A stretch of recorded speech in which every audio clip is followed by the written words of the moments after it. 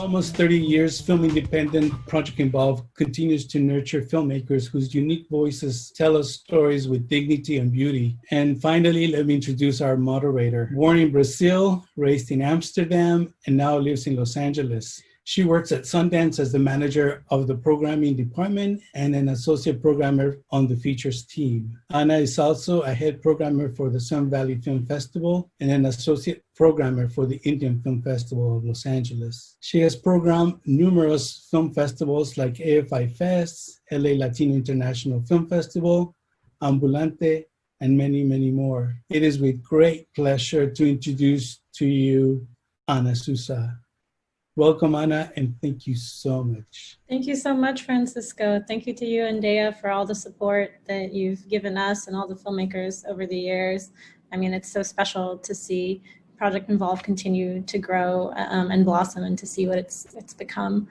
I also want to give a huge shout out to Irene and Gia, my co-programmers. This was a collaboration in programming the showcase. So while I'm here representing them for the Q&A, it was a collaborative effort. And so now it's my great pleasure to introduce the fellows that we have with us here today representing the films in the program. I will give like a brief introduction and allow you all to say a little hello, and then we'll go into a couple of questions about each film. And then from there, we'll be taking questions from the audience, so you can feel free to either throw them in the Q&A as you think of them, or to just wait till the end, at which point we'll start to read them out. But either way, feel free to chime in on the Q&A portion.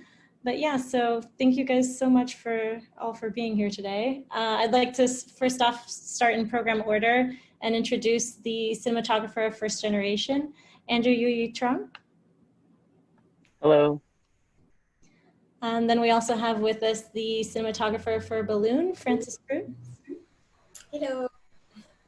And we've also got with us the director of La Cachera, Felipe Caro. Hi, everyone. And then representing two projects in this year's program, we've got Zamarin Wahdat, who is the cinematographer for Buck and the director for Bambirak. And then we've also got the director of Ruby's Quinceanera, Andrew Vasquez. Hello. And last but definitely not least, we've got the director of La Gloria, Mary Evangelista. Okay, thank you so much for being here virtually today. We're really glad that we were able to reimagine the program as a virtual program, considering everything that's going on presently. But yeah, so to kick it off, I'm gonna go again in program order and start with First Generation. So Andrew, I wondered if you could talk a little bit about your collaboration with the director, Jeannie. I mean, the film is so heavily visual and feels like it has a whole world wrapped up in it. I was wondering, how did you go about deciding what was important for you to capture, considering that it's a film that's so kind of loosely and beautifully structured around the visuals? It's a good question. I think I pay all my, I guess, why the film looks the way it is because of Jeannie.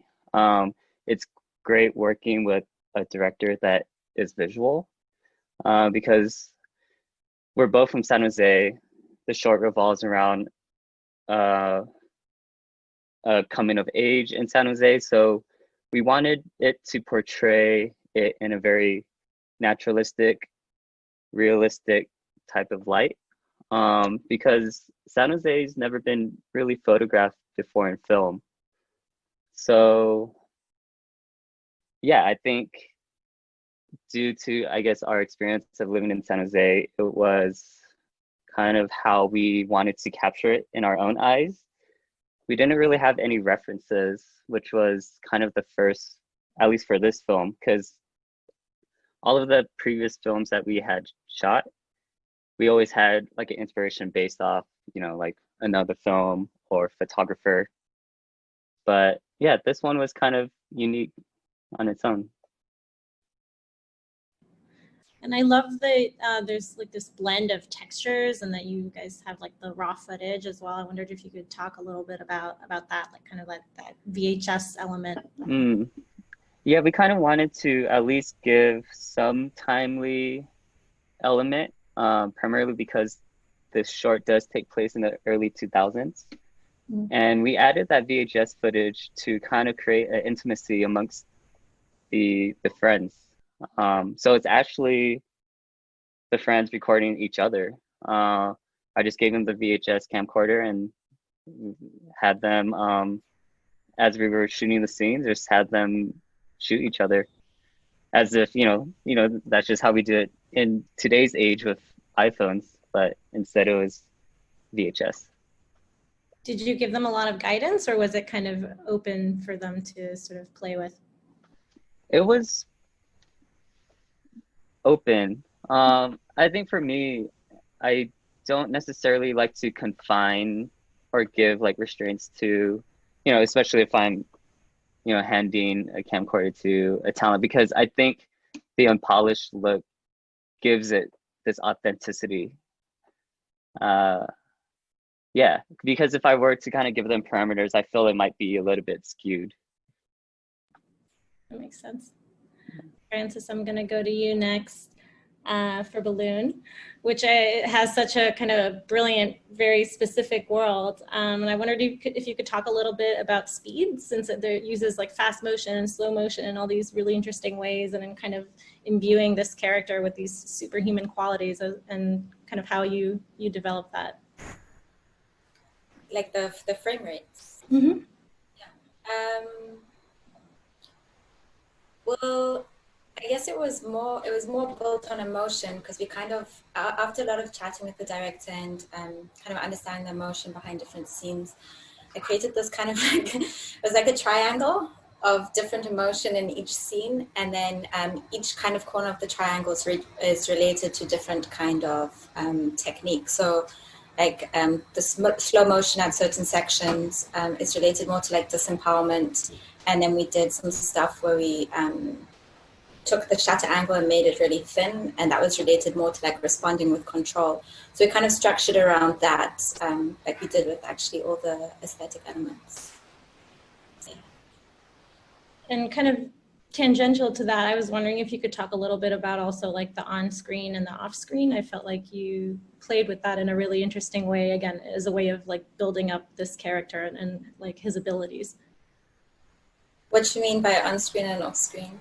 The things that you could see versus what was just out of frame, kind of as a way of sort of showing the superhuman qualities that he had.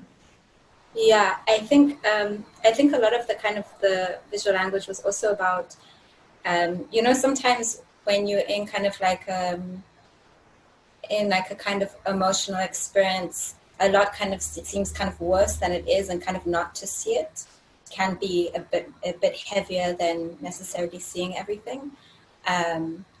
So that was definitely kind of like staying with him. I don't know, we didn't really go specifically just to like the superpowers, but it was overall in terms of the whole narrative, just trying to create a feeling of, when you feel like someone's speaking about you, which is kind of like what the whole film's about really, right? What's happening that you're not seeing. Staying on a character tends to be kind of stronger than to always show the other side of it. Yeah, I think that worked really, really well. Felipe, I'm going to go to you next for La Cachera. I was wondering at what point you first heard about cacheras, and so kind of what really inspired the film for you. Well, we first heard about cacheras in 2015. We were shooting a music video in the region. People thought about this tradition, and it happens in every town of the region, which is like 1.5 hours away from Cartagena. And it was, when they told me about it, it was so crazy. I almost didn't believe them. I was like, really? Like you do this? They were like, yeah, we do this. We have been doing this since the 60s. And I was like, okay. So initially I wrote a fiction short script. But then we began researching and talking with with people about it, and we realized this was something that it was happening in every town in the region, not only in the town where we were at the time, but in many towns. And we felt that it was more powerful to structure it as a documentary. So, what inspired us? Well, basically for us, in Cumbia Films, our production company, every project that we produce and go on board with is with the purpose of, in a way, honoring our own culture, our own stories, and to give a voice to these underrepresented communities, such as this one, that these communities don't have the tools and the resources to tell their own stories. And this one, Cachera, was a really unique story. That it was like the saying that when reality beats fiction, this is like one of those stories. And also very important is that they told me that the story, the tradition was dying. So we felt really important that we needed to capture and to shoot it really soon. And how did you go about like constructing the film? I feel like you have so many subjects and so many characters, and yet it feels very seamless. I was wondering how much time you spent there, how you kind of built the trust to be able to sort of piece together the film the way that you did. Well, we knew Alirio, the main guy, in the short, from another project that we shot in 2017, also around in another town in the region. And he mentioned it to us. He mentioned to me that in his town, San Cayetano, he used to organize many cacheras. So I was like, oh, really? So I started to talk with him, and it was like maybe not like an 8-month process in which I began talking with him about the project that I had in mind, about shooting a short documentary. So we went to the town, we visited a couple times or more maybe, and we witnessed a real cachera, because one thing is to people to tell you about a cachera, but another completely is to really live it, be there. We interviewed the people from the town. We shot some B-roll. So we were like already there. People started to get familiar with our faces. And then with that, when we felt that we were ready, we like set up a specific date, like a specific week that we went over there to shoot like the main structure of the film. By that time, when we went there to shoot, it was a 6-day shoot. When we went there, everybody was like, okay, these guys are here and we're okay with them. So everybody was comfortable. Makes sense. Zamarin, I'm going to go to you next, and you're representing 2 projects, which is pretty exciting and doesn't typically happen with the program, which we thought was interesting. I wondered if first you could tell us about Bambirak and what inspired it for you, and what it was like to work with your 2 actors who just have this really beautiful connection. So Bambirak, I wanted to mention Bambirak was shot by Lorena Duran, who's also a PI fellow 2020. So what inspired me was actually because I grew up, I'm from Afghanistan, but I grew up in Germany, and it was a lot of memories, but it was basically this one memory where I had to, in Germany, you need to do a girls' day. So either your father or your mother takes you with them to work. So you shadow them for a day and write it down and then present it in front of a class. And I remember I felt I had one friend in my class. I was in a very German school, and who was from Bosnia, and he told the teacher, before I told the teacher what my parents do, that his mom is a cleaning lady. So when it was my turn to read out what my father does, I lied because I didn't want to be laughed on, and I didn't want to tell them. I was ashamed what my father does, and I will never forget it. So this was with me for a long time, and so I constructed the story around this girl who is following her dad, but she's not ashamed. She's the opposite, and she's speaking the language fluently, and her father speaks in Afghan, so it was like these two languages they communicate with. And I kind of put it into the contemporary world because I recently experienced I grew up in Hamburg, where I am right now, and I experienced a lot of racism, sometimes very subtle. Sometimes someone doesn't want to sell me something and just ignores me, and the other customer goes in front of me. And one time I was even called a shit piece of Muslim in the subway. And I didn't wear a headscarf or anything. It was just because the way I looked. So I wanted to explore the racial tension between a little girl who's not really aware of it and thinks she belongs to the place and speaks the language perfectly, and her father, who clearly knows he's a foreigner, and how it affects their connection, and what sacrifices he later on makes in the film. So because he has to work, then he has to integrate, and she's actually behaving very outspoken. Yeah, it came from a very personal experience. Yeah. And how much time did you have with your actors? Because I feel they almost have this unspoken connection where they have the two languages, but they're very bonded, and it seemed like they're very connected. So I was wondering about that. I rehearsed quite a lot, but because I'm not directing a lot, I'm usually in behind the camera. Mm-hmm. So I really took my time to spend a lot of time separately with Lara, the little girl. She's not an actress, but I met her at a Taekwondo school.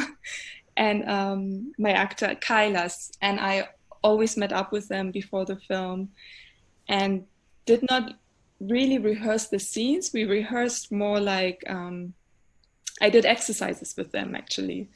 I did some writing exercises. I did some acting exercises with them. So they kind of developed a chemistry later on, and I could leave them in a room without me. And that was very important for me to kind of develop it before going into the movie, and working with a child, with a 8-year-old, I think, back then, yeah.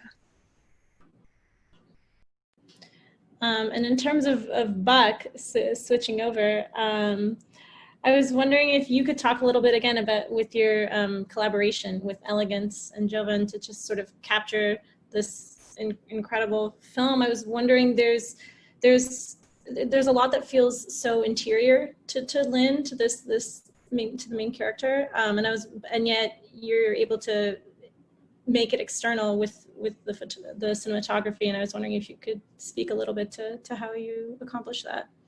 Yeah, so before the shoot started, I started to actually work, get a lot of drafts. Since January. We shot in March, but I went to Baltimore, I remember, a week earlier, or I think even a bit more than a week, and I just started to be with Jovan. And through those days, even though we were not, sometimes we were like taking breaks and just eating together and just being in his room, he started to really like naturally open up and about the world and of his character and what the story is about. And through that, we started to shape the visual world together. It was very like getting to know Jovan, the director, and I was on set with Elegance before, and I knew him as well.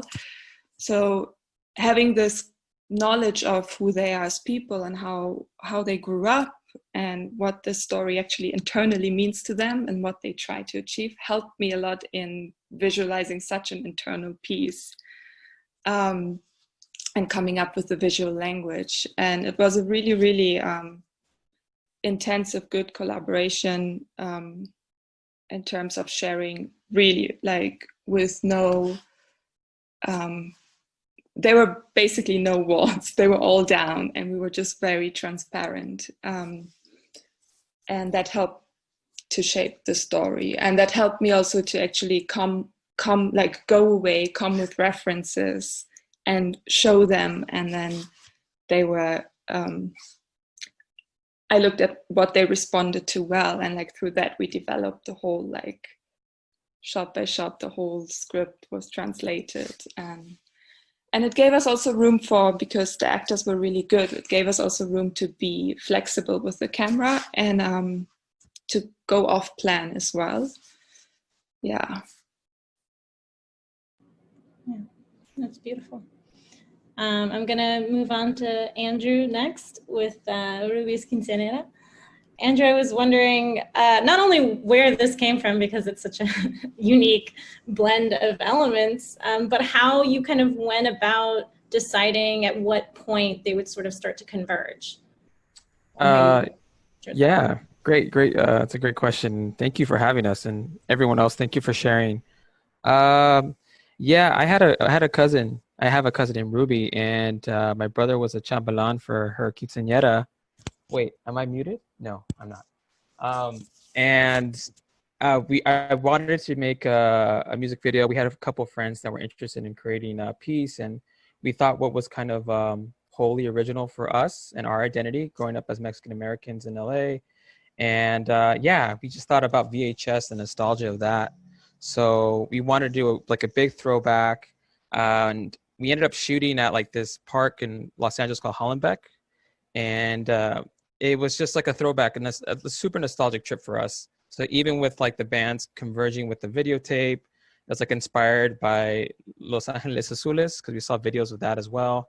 And everything that we could remember in the 90s, because we were 90 babies, that we really enjoyed. So at some point, my production partner at the time was like, these things have to make sense. It just can't be a mixtape. So we created this like love story narrative, and we just happened upon this quinceañera party from like the week before, and we cast them to be in it. So it was just really wild.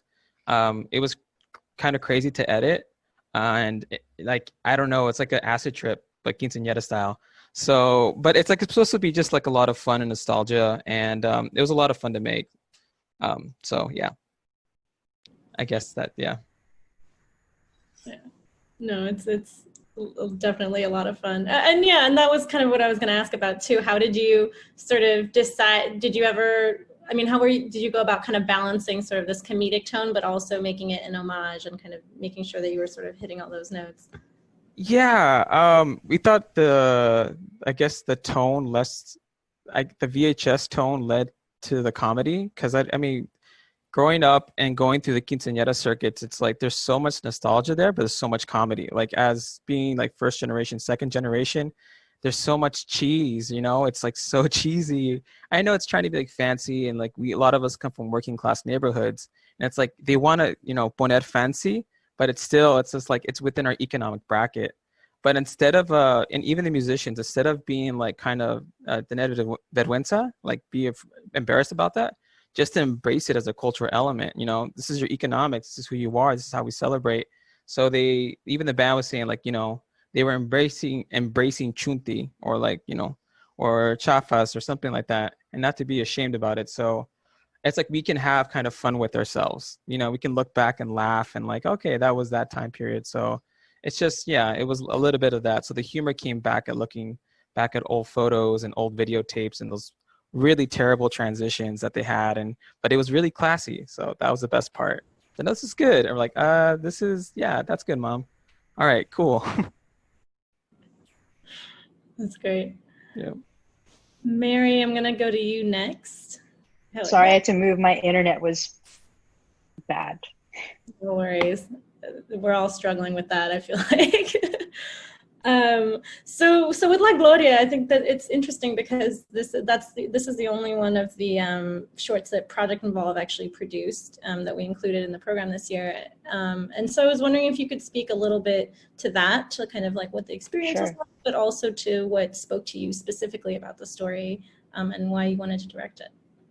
Yeah, I mean, I was like just very happy to be working with the fellows that I did get to work with. Lorena Duran, who shot Bambarak, also shot La Gloria, and Gia was our producer, and Stephanie Adams Santos was our brilliant and generous screenwriter. It was just it was always sort of, in a way, it felt like it was meant to be. Like Stephanie had emailed me and was like, hey, I want you, like, I'm writing these two things up. I want you to pitch for them. And I was like, okay. And when I read it, when I read La Gloria in particular, it just really spoke to me. And being queer myself and being very much always having these unrequited crushes and all of that, it just was like, this is gonna be something that's like fun and exciting. And I mean, I knew that Steph was a poet, and so when we were and in her script you can see the poetry, and also then like that translated when Lorena and I were scouting and doing all those things, we were also thinking about that as well. So it was just a really like fun collaboration. Everybody was down. It's always hard to cast. I mean, even in LA, finding Latinx actors, and we got really lucky with Michelle Baideo. We saw her in Vida, and you know, I follow her on Instagram, so I really was just like, we got to get her. And then Chris, who plays Gloria, is someone that I've worked with before, and Chris is actually a fellow now this year as a director. So it was just like this whole thing where we can kind of speak and not speak, and we understand each other. And also Steph's mom plays the grandmother. So it was just like this sort of like family affair where we're all just like really helping each other out and trying to make those crazy days. Oh, I love that. I love the way that you put that, especially this idea of like speaking and not speaking, because I feel like that translates to the film too, with this like dream language and their kind of shared connection. So I wondered if you could talk to a little bit about that, about kind of how you integrated those dreams and this sort of like surreal feeling into the film.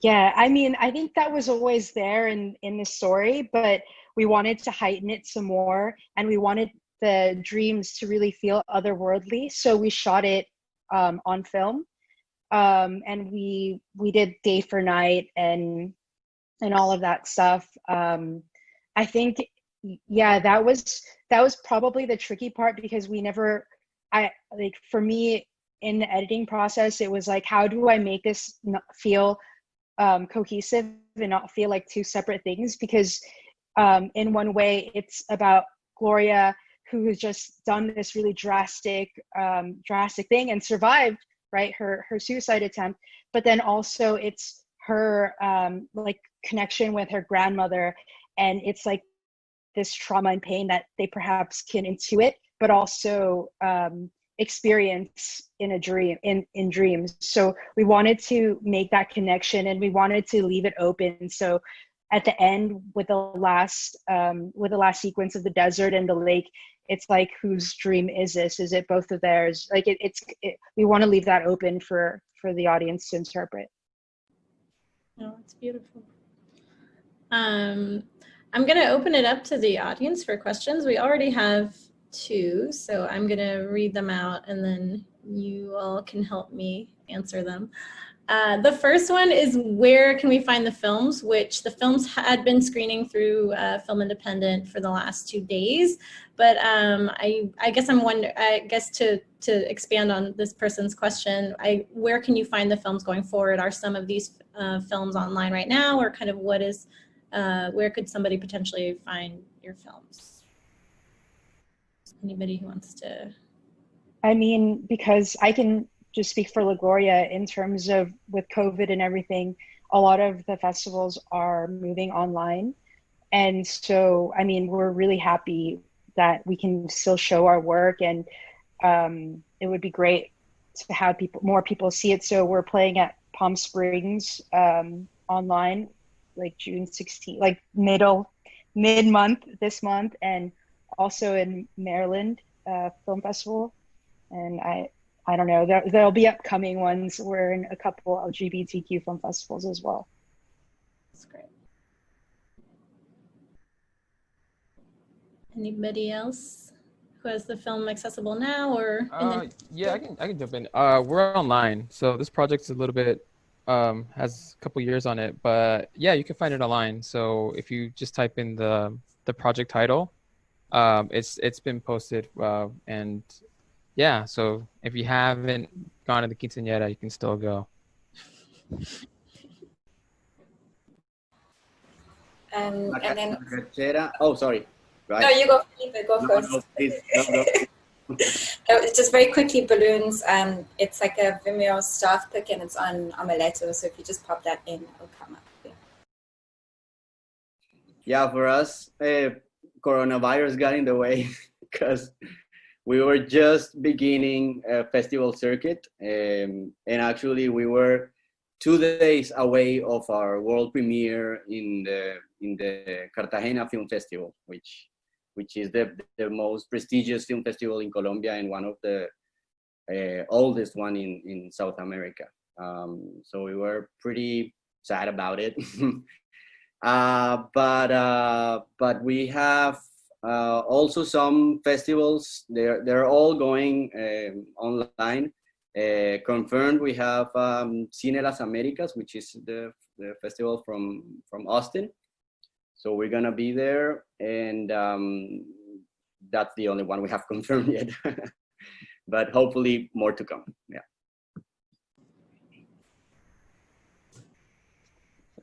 First generation is gonna stay private because Jamie is currently developing that into episodic. So those that caught it, that was a special treat for you guys.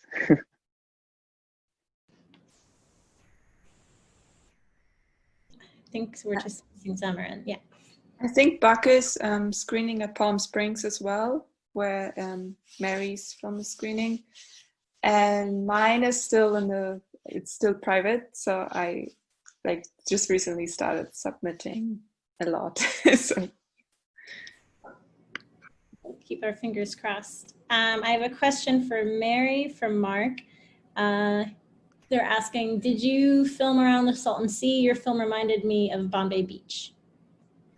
Yep, we did film in the Salton Sea area. That's where the dream sequence happened.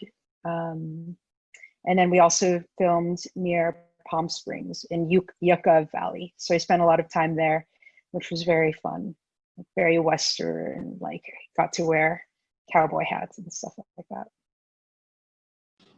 That's awesome. And then I have a question for Andrew Vasquez from Jose.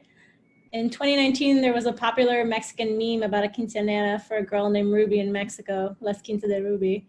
Did this ever come up as a joke during the production? And did this lend itself to the idea of embracing the humor in Mexican and Mexican-American culture? Yeah, it definitely came up, and it was so great we joked about it all the time. It was great to kind of get that temperature check. Like, we're not doing something that's out of the norm, even though it seems kind of wacky. So it was cool because it's like, all right, great. We share in this cultural tradition, and, folks understand it. It's being kind of reflexive, like having fun with it, not so much just we're in on the joke. So it was great to have everyone kind of like play around with it. I'm not seeing too many more questions coming through, so I think I'm gonna carry on just with, sorry, just kidding. Some more just came in right now. We had one that's what's next for everyone. So maybe we'll go, I'm gonna go in order of the squares I'm seeing around me. So Andrew Truong, do you wanna go first? What's next for you? I don't know. I mean, continue to protest. Yeah, that's what's next for me. Nothing film related, really. I mean, using my, I guess, photographies, like film related to document the times. But I'm just gonna leave it to like the community. I'm just gonna be more support than anything. So yeah. Andrew Vasquez. Yeah, kind of with Andrew Truong. I know because some of us are currently in Project Evolve at the moment. So myself, Frankie, and Andrew. Yeah, just being out there, being vocal, giving support within our local communities. We're doing Project Evolve, so we're supposed to shoot sometime in a few months. But really, just taking the time to, meditate, do a lot of writing. Writing's great meditation. Jose Rivera says, like, endow the characters with your darkness, and this is the time to kind of tackle everything. So it's good. So yeah, just keeping it chill right now, and we'll see what happens in September. But yeah. Felipe? Well, what's next? Keep writing, and writing and writing and writing, and then shooting when we can.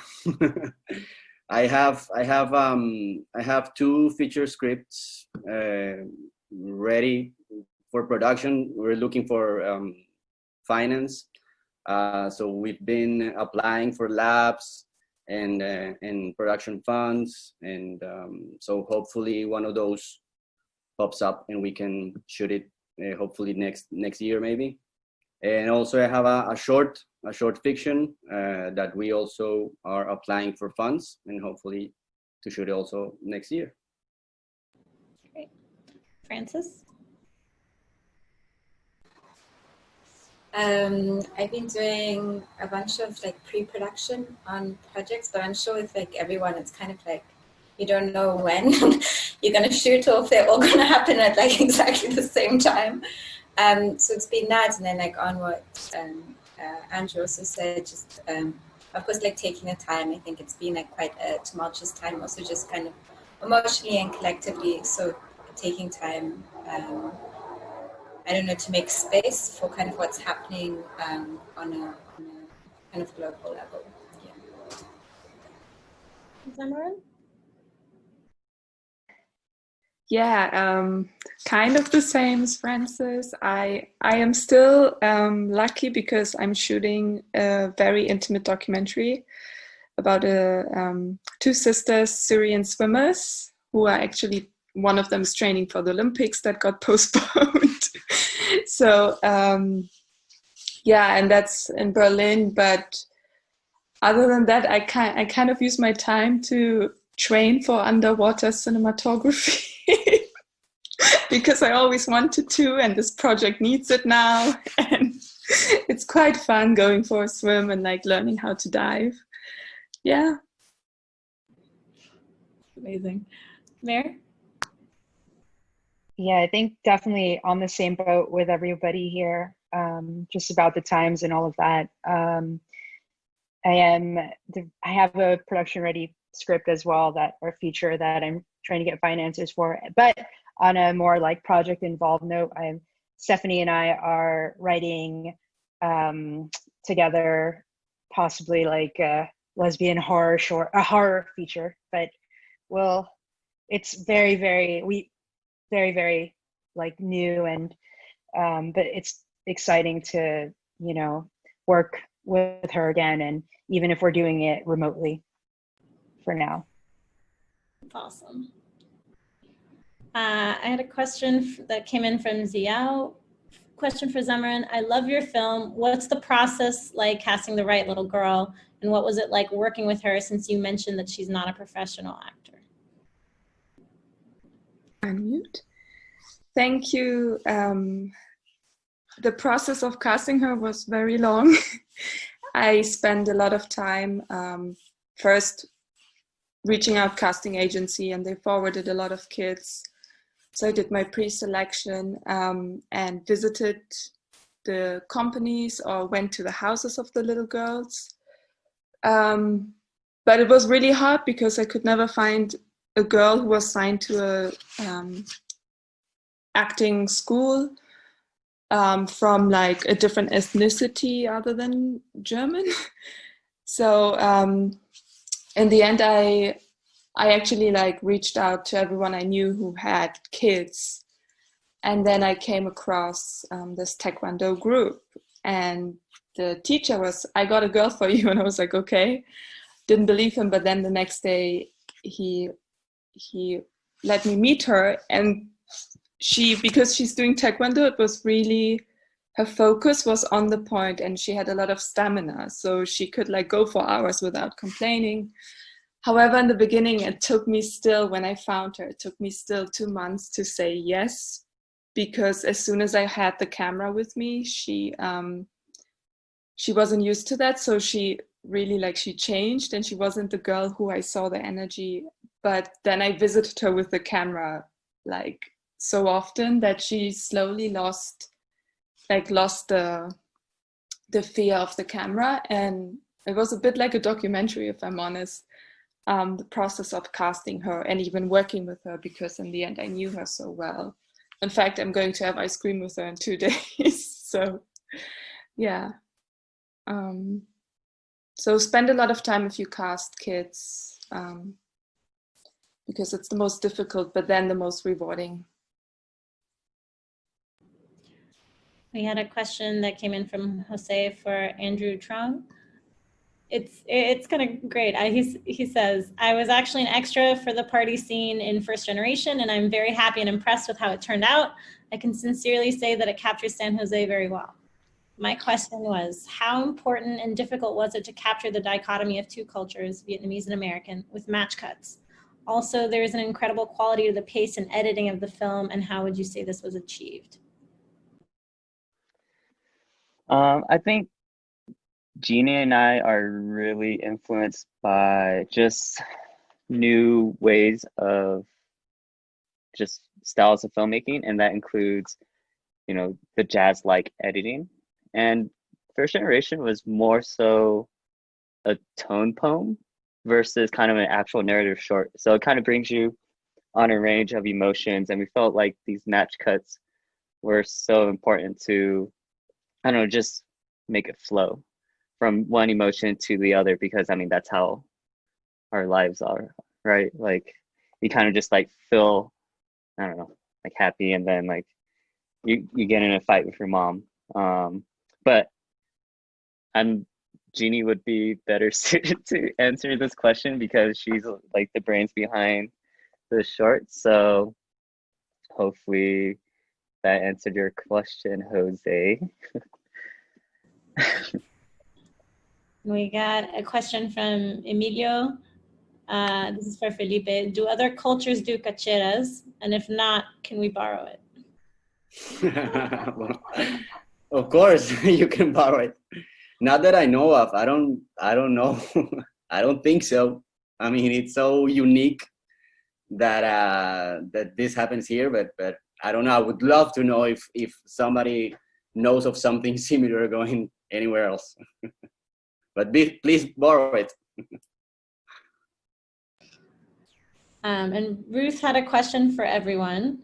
If you could change one thing about the film or your experience shooting the film, what would it be and why? And I think I'll go in reverse order this time, so that means Mary, we'd start with you. I would want an extra day. Fair enough. Zamarin? I would have shot the beginning differently. And what about for Buck? Is there anything you feel you would have done differently? That's extra day for sure. And Francis? I don't know if I would change anything about. I'm not the director, so I wouldn't say I want to change anything about the film. And I think the experience, it was super ambitious, but I think it was fun. The up times and the low times, they balanced out. So yeah, I wouldn't change anything about this. And Felipe? Well, I would say an extra zero in the budget maybe, and less heat and no mosquitoes, please, because these towns are crazy, guys. You won't imagine. Andrew Vasquez? I would have liked an AD to kind of remove all those people I was ADing for myself, which was really fun when you're running in the park in the summertime, like in 90-degree weather, trying to get like a quinceañera party on the bridge and take photos. Outside of that, not much, except at the end we wanted like a deal to come out and break a chair over one of the wrestlers' back. It's too much of a liability. It was like, oh no, we can't do that. But that's about it. I think the AD would have been nice. So everyone, get yourself a good AD. Andrew Truong? Only thing I would change is to have shot it on film. Yeah, it's period correct, visual filming. I can go on about shooting on film. Yeah.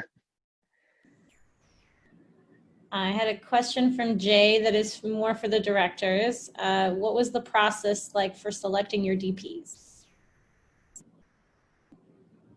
So I guess we could start with Felipe. Well, for this particular project, I went with who I felt most confident with. Basically, that was it. I had like some DPs, like reels and submissions, but I went to my friend. You know, I went to the guy that I used to work before, that I've done several projects with. So basically, that was it. That was the decision. It was no brain. And Zamarin? The same for me. I went with Lorena, who I felt actually the most comfortable with and trusted the most. And I knew her already for 2 or 3 years. So yeah, that was, once I gave her the script, she even created a whole lookbook, and I was like, she gets little girls, and she used to be one too. So, and I felt very like I trusted her. So yeah. Mary? I agree. Lorena is the best. But with Project Involve, when you're doing that, you're courting each other in a way. You're courting each other and you're courting the project. I think this one spoke the most to us and it felt like something that we could do, like, good work on together and really collaborate. And I think that's it. A lot of it is trust as well. And I really feel that with Lorena. And Andrew? Just finding a DP who knows the tone of the piece. We shot kind of like in a documentary style. So that camera's being tossed back and forth, and them kind of knowing which moments to catch. At some point, the DP's in the piece. He's actually the photographer with the mustache and the glasses.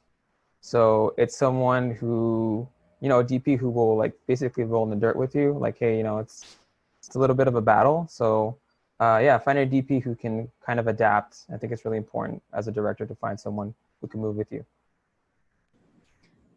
Had a question from Jose for Zamarin.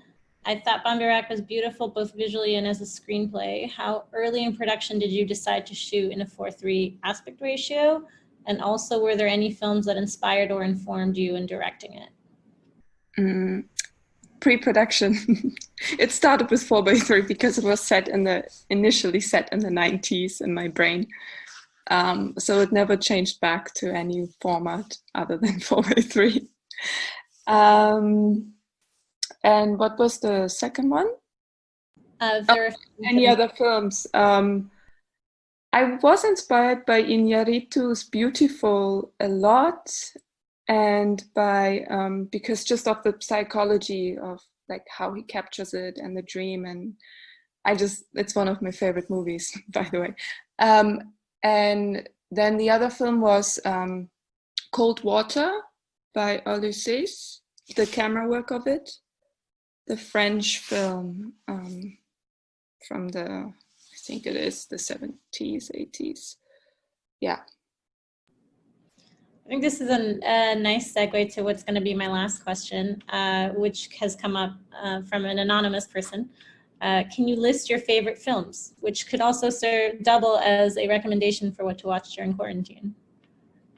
So let's start with Mary. Favorite films, that's hard, but to name a few, I think Lawrence Anyways by Xavier Dolan, La Ciénaga by Lucretia Martel. This one's hard to find. It's by this Filipino director named Ryan Martin, and I think it's just like so punk, and he's just doing crazy visual stuff as well. It's called How to Disappear Completely, if you can find that. Francis, what about you? I would say like I recently watched a movie called The Fits, which is really good. And then I'd say a movie called Evolution, or how do you say it in a French accent, but it's by, I can't pronounce her surname, but it's Lucille, and her surname is like at the end. She's Bosnian, but it's like a lot of syllables. And then I would say one that I watched really recently that I really enjoyed was Tarde para Morir Joven. Like I think it's too late to die young, I think is the English title. This is also really good, yeah. Let's go to Andrew Truong. Ooh, I would say, anything Tarkovsky, anything Kieslowski. I've been watching the Decalogue series, which has been pretty phenomenal. There was a film that I did watch just recently by Hirokazu Koreeda. It was one of his first films called Afterlife. I thought conceptually it was so unique. I mean, it's like simply shot, but conceptually I thought it was way ahead of its time. Phenomenal. Felipe? This question is really, I hate this question. It's like, why do I have to choose one film? like it's the worst question ever. But if it can be multiple films. Yeah, okay. So but this is like a history, like all time favorite film, or just recently? It can be recent, like whatever you recommend for someone to watch now. Maybe okay, something. well, recently, let's see. Well, locally from Colombia, I recommend you guys to check out one film that's called Monos. It's from Alejandro Landes. You all know about it. It's amazing. I like it. For us, it was like whoa, this is like the future of Colombian cinema. Like everybody needs to be doing this type of film. So that really inspired us. Then recently I've watched Ya no estoy aquí, the Mexican. I'm no longer here. I know if you watch it. I really loved it, about the cumbia, culture in Monterrey, in Mexico. All-time favorite, I must say, City of God from Meireles. That's like a masterpiece for me, and it has inspired me since the beginning. What else? And recently I watched Atlantique from Mati Diop, which is also really, really amazing. I really recommend it. Zamarin?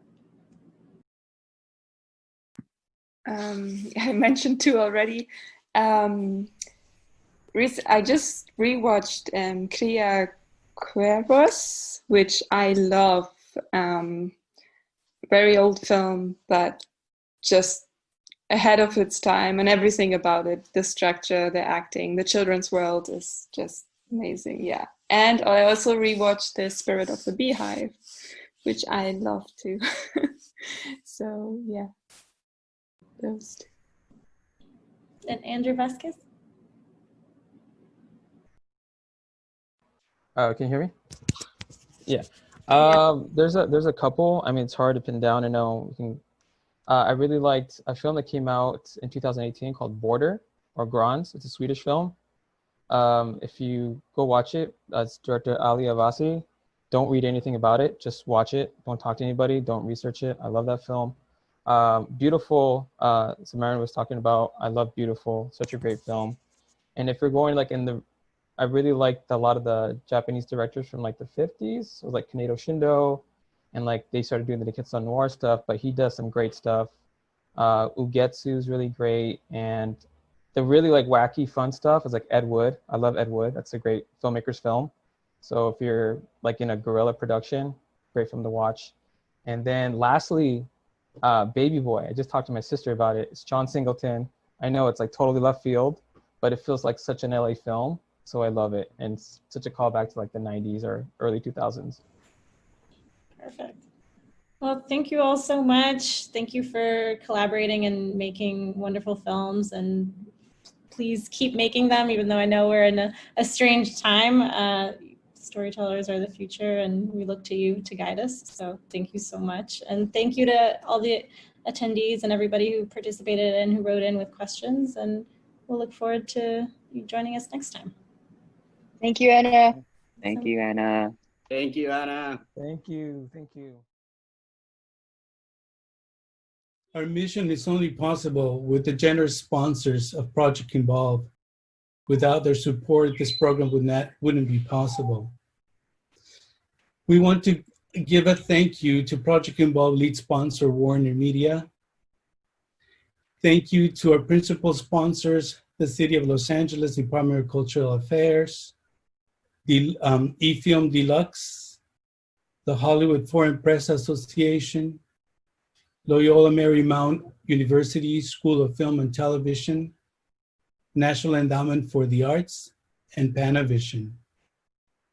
Thank you to our supporting sponsors, Amazon Studios, Easter Seals Disability Services, Formosa Group, Los Angeles County Department of Arts and Culture, Participant, Sony Pictures Entertainment, and the Camera Division. Additional support provided by Encrawl and Continent Music. And a very special thanks to our official partner for the screening of the showcase, Vision Media.